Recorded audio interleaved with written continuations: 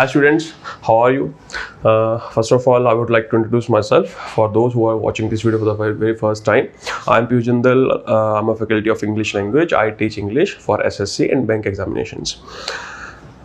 Today we are not going to discuss any topic. Rather, I'm going to introduce another student of mine who has just cracked IBPS PO 2019. She was a student of mine in Career Power, that is in Noida. She was a brilliant student. At first, she used to ask me silly doubts. So why this is so? Why this is so? Why isn't so? ऐसे क्यों नहीं है? ऐसे क्यों है? तो वो चीज़ उसको आगे लेके गई. तो आप देखिए कि उसकी जर्नी कैसे रही और she will share you how she has get through this examination and how she tackled all the 4 sections, that is English, Maths, Quants and Reasoning.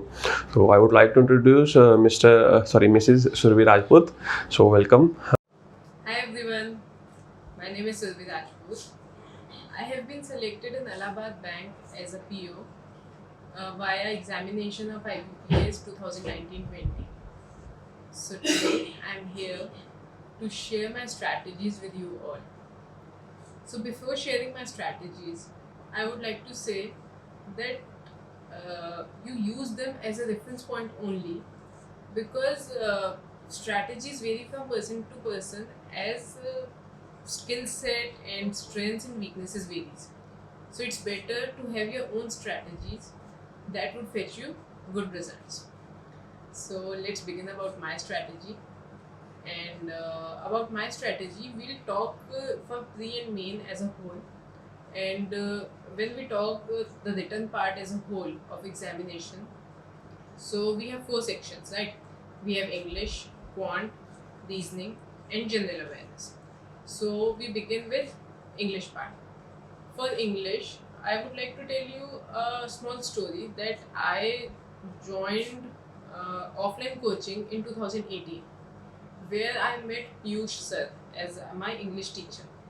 So the way we learn English language, the way we think about English language has changed completely when he taught us the things we need to understand about the language.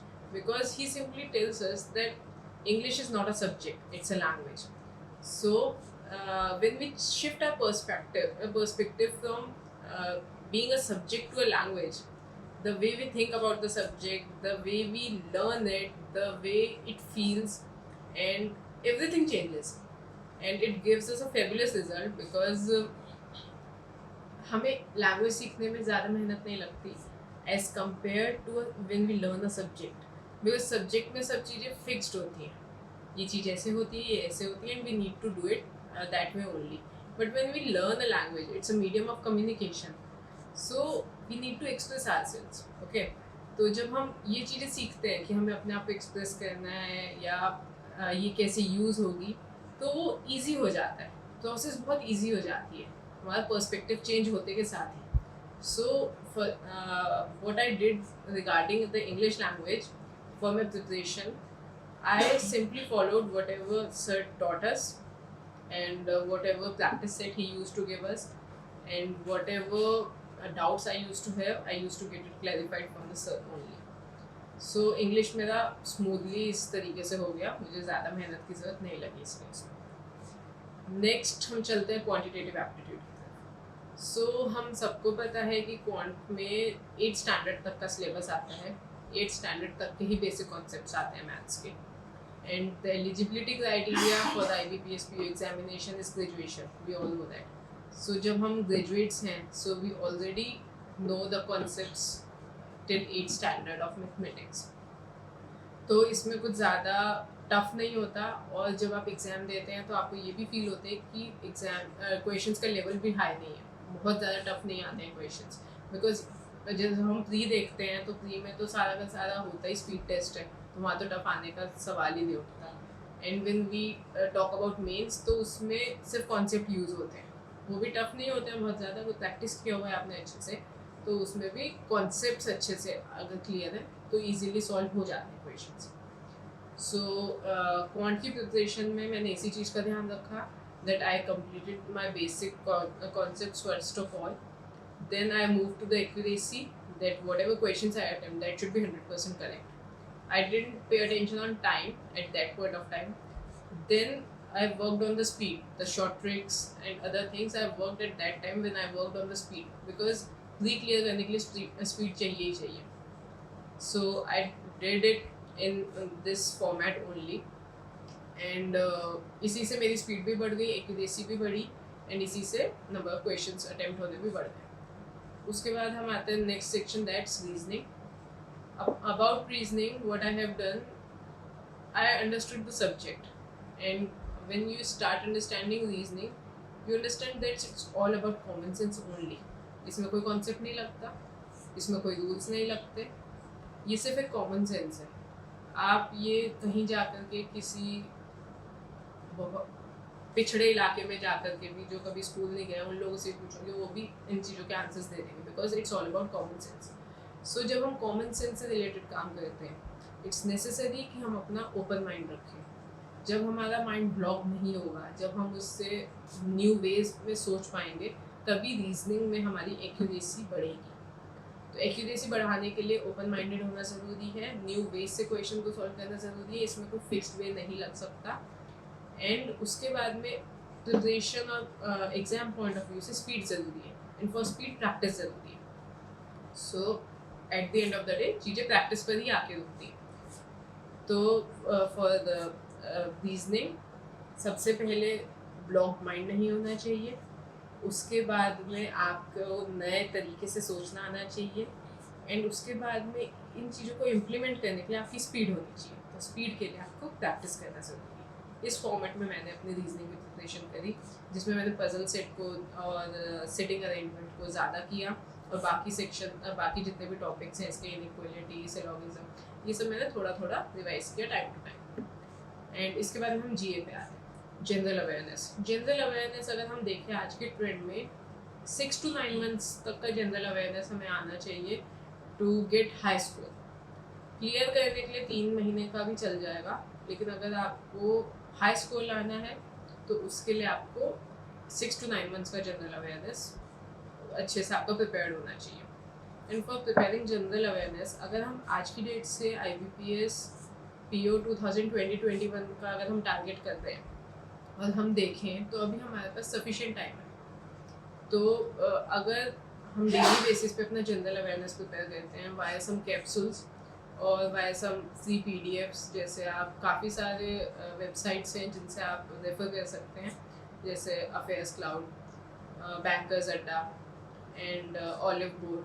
तो मैंने olive board का use किया था इस case में, and उसको आप बार बार revise करते हैं अगर, तो जनरल अवेयरनेस इजीली प्रिपेयर हो जाता है. You need not to get under pressure for preparing for general awareness.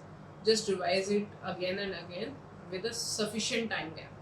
आपके पास टाइम बहुत होना चाहिए इसके लिए. तो अगर अभी से जनरल अवेयरनेस की प्रिपरेशन करते हैं तो बहुत ईजीली पेपर क्लियर हो जाता है.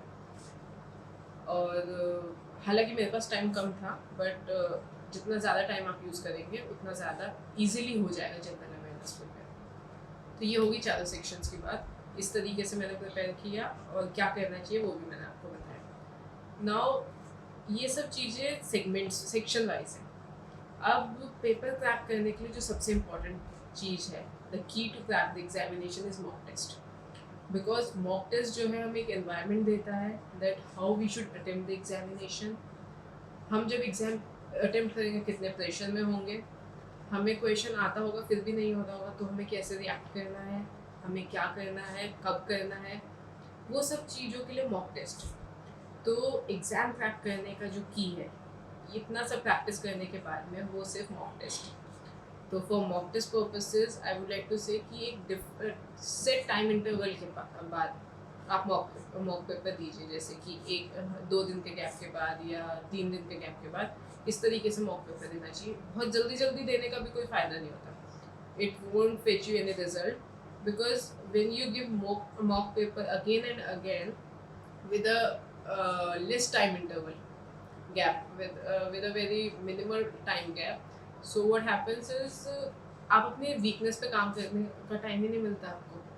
आप पेपर देते हैं, रिजल्ट आता है, सोचते हैं, नहीं दोबारा दे के देखते हैं, फिर दोबारा देते हैं, बस इतना ही कर पाते। जो वीकनेस थी वो वीक पार्ट पे तो आप काम ही नहीं कर पाते। आप देखेंगे कि बार बार सेम ही तरीके का रिजल्ट आएगा। सो इसलिए पर्टिकुलर टाइम गैप के बाद में अगर आप एग्ज़ाम देते हैं तो that will fetch you good results.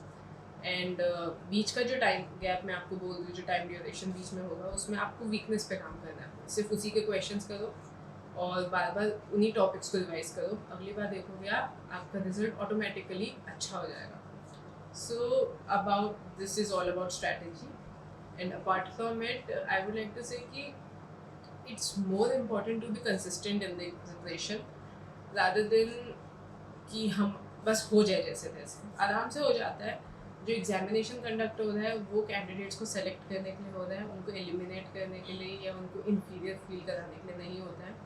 सो अगर हम टाइमली सही तरीके से और आराम से धीरे धीरे स्टेप बाय स्टेप अगर अपनी प्रिपरेशन करते हैं तो बहुत इजीली फर्स्ट अटेम्प्ट में ही एग्ज़ाम क्लियर हो सकता है। ये होगी रिटन एग्जामिनेशन के बाद। इसके बाद आता है interview part. So I guess कि अभी हमें रिटन एग्जामिनेशन पे ही फोकस करना चाहिए। Once we clear the written examination फिर बहुत टाइम मिलता है इंटरव्यू के लिए। तो इंटरव्यू के लिए हम बाद में फिर कभी डिस्कस करेंगे। So I wish you all the very best for the examination, for your preparation, and thanks a lot. Bye bye.